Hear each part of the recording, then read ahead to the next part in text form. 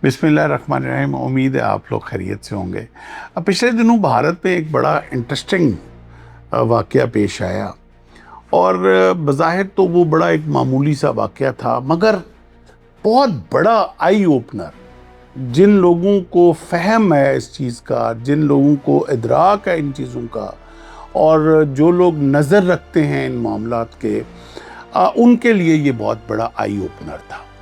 वाक़या यूँ था कि एक बिहार में एक मदरसा, मुस्लिम मदरसा, उसके एक पंखा मदरसे का, चूँकि गर्मी है अभी, तो पंखा ख़राब हो गया। वो रूटीन में उसकी मेंटेनेंस वालों ने पंखा उतारा और मरम्मत के लिए जो भी करीब कोई इलेक्ट्रिशियन की दुकान थी, उधर वो पंखा बेच दिया। इलेक्ट्रिशियन ने जब वो पंखा देखा और उसको खोला तो उसको पता ये चला उसके अंदर एक स्टिकर लगा हुआ था और उस स्टिकर के ऊपर मेड इन पाकिस्तान लिखा हुआ था, और वो पंखा जो था वो पाकिस्तानी मेक का था। उसने फौरी तौर पे उस स्टिकर की तस्वीर ली और लोकल पुलिस को उसने रिपोर्ट कर दिया कि ये मदरसे से ये मेरे पास पंखा आया है और पंखा पाकिस्तान का बना हुआ है। अब यहाँ आके वो आरएसएस माइंडसेट, वो चाणक्य कुतलिया की सोच अब यहाँ आके अपना रोल प्ले करती है। फौरी तौर पर पुलिस जो है वो हरकत में आ जाती है, उनकी इंटेलिजेंस एजेंसियां हरकत में आ जाती हैं, उनका पूरे का पूरा हायरार्की जो है, उनकी इंटेलिजेंसिया जो है वो हरकत में आता है और मदरसे की तमाम मैनेजमेंट को गिरफ्तार कर लिया जाता है। इवन उनके बीवी बच्चों को गिरफ्तार करके उनको सलाखों के पीछे फेंक दिया जाता है और उसके ऊपर इंक्वायरी शुरू हो जाती है। 15 दिन की तवातर के साथ इंक्वायरी जब होती जाती है और उस दौरान उनके घर वाले, उनके रिश्तेदारों को कोई पता नहीं कि जो लोग उठाए गए हैं वो किस काल कोठरी में फेंके गए हैं और किस इन्वेस्टिगेशन का वो सामना कर रहे हैं। उनको अपने जुर्म तक का नहीं पता था कि जो हमारे लोग उठाए गए हैं उनका जुर्म क्या है। 15 दिन की इन्वेस्टिगेशन के बाद पता ये चलता है कि उस बिहार में उस मदरसे का करीबी एक रिहायशी था, अब्दुल सलाम, उसका बेटा अब्दुल रहमान जो सऊदी अरब में जॉब करता था, उसने अपने घर के लिए वो पंखा सऊदी अरब से ख़रीदा और उसने अपने घर वो पंखा भिजवाया। वो पंखे 2-3 थे और उनके घर वालों ने उसमें से एक पंखा जो है वो मदरसे को अतिया कर दिया और मदरसे वालों ने वो पंखा लगा लिया और वो 12 साल से वो पंखा चल रहा था और वो पंखा उसके कोई प्रॉब्लम नहीं थी। जब वो ख़राब हुआ तो उसको मैकेनिक के पास भेज दिया। जब उसकी रसीदें दिखाई गई सऊदी अरब की और जब वो अतिया देने की रसीदें दिखाई गई, उसके इंपोर्ट डॉक्यूमेंट दिखाए गए, तब जाके उनको फिर भी 3 दिन के बाद रिहाई मिली और उसके बाद वार्निंग मिली। उस दौरान उनके साथ किस कदर ज़दोकूब हुआ ये दास्तान बाद में है। मैं अब ये वाक़या सुनाने के बाद मैं अब असल मुद्दे की तरफ आना चाहता हूँ।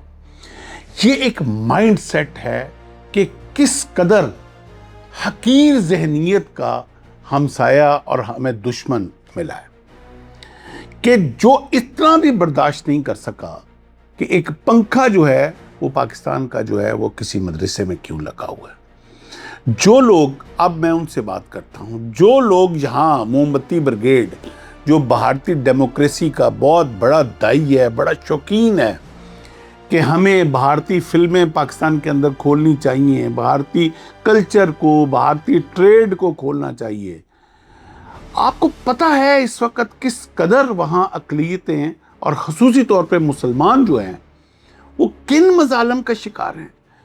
कोई मुसलमान वहाँ कुर्बानी नहीं दे सकता। अब बड़ी ईद आ रही है, मुसलमान वहाँ कुर्बानी नहीं दे सकते। और आप बात करते हैं डेमोक्रेसी की, दुनिया की सबसे बड़ी डेमोक्रेसी, दुनिया का सबसे बड़ा डकैत है इस वक्त मोदी। और यही वो मोदी था जो जाके गज़ा में पहुंचा था और फ़लस्तीन पहुंचा था और जाके उसने बाप डिक्लेयर किया था इजराइल को और गज़ा के मज़ालिम में पूरा हाथ था। यही वो भारत है जिसने फास्फोरस एक्सपोर्ट किया था जो फ़लस्तीनियों के ऊपर फेंका गया था। और आपको अंदाज़ा भी नहीं है कि किस कदर इस वक्त अक़लियतें, क्या मुसलमान, क्या सिख, क्या क्रिश्चियन जो हैं वो भारत के अंदर किन मज़ालिम का शिकार है। मुसलमानों की किलिंग इस वक्त तक भारत में कितनी हो चुकी है। मैं 1980 में 2000 मुसलमान मारे गए। जुर्म क्या था कि सिर्फ वो मुसलमान है। 2002 में, वो तो साल कोई भूल ही नहीं सकता, जिस तरह बुचर ऑफ गुजरात ने चीफ मिनिस्टर गुजरात होते हुए मुसलमानों की किलिंग कराई। 15,000 मुसलमान सिर्फ गुजरात में 2002 में कत्ल किया गया, शहीद किया गया। 2024 से लेकर 2025 तक अभी तक 1200 मुसलमान जो हैं उनको ज़िबा कर दिया गया हुआ। ये सिर्फ वो हैं जो रिपोर्टेड फिगर्स हैं। अनरिपोर्टेड फिगर्स हैं, उनका तो मैं शुमार ही नहीं कर सकता। अच्छा, अब मैं सिर्फ जल्दी से सिख किलिंग्स के ऊपर आने लगा। 1984 ब्लू स्टार ऑपरेशन, कौन नहीं जानता गोल्डन टेम्पल पे क्या हुआ था, जो 4000 सिखों को वहां कत्ल किया गया था गोल्डन टेम्पल पे, जो ब्लू स्टार ऑपरेशन किया गया था। 1984 में फिर दिल्ली में भी एक मैसेक्योर हुआ, उसमें 1200 सिखों का कत्ल किया गया।